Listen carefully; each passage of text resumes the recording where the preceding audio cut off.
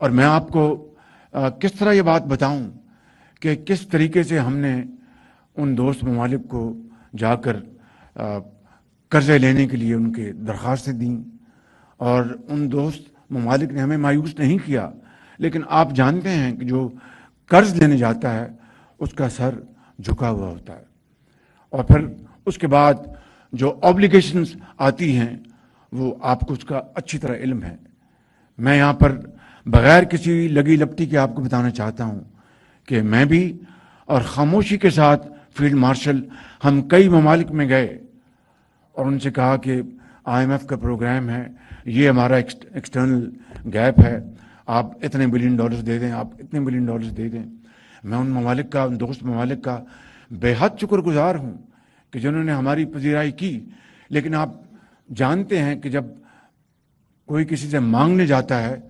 تو اپنے عزت نفس کے اوپر وہ اس کی قیمت اس کو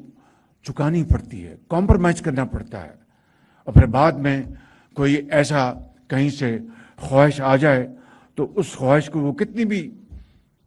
وہ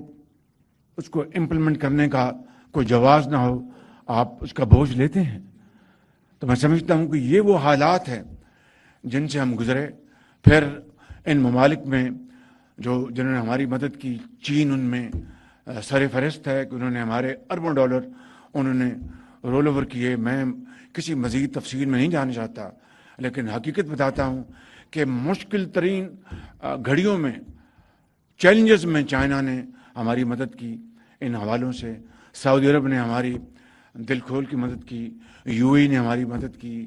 قطر، یہ وہ ممالک ہیں جنہوں نے پاکستان کا پورا ساتھ دیا، اور اس طرح یہ پروگرام سٹچ ہوا، اور اس طرح ہم الحمدللہ آج آگے بڑھے۔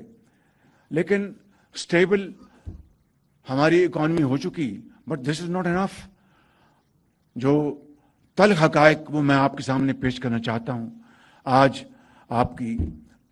پاورٹی جو ہے وہ بڑھ گئی، آپ کی ان امپلائمنٹ وہ بڑھ گئی،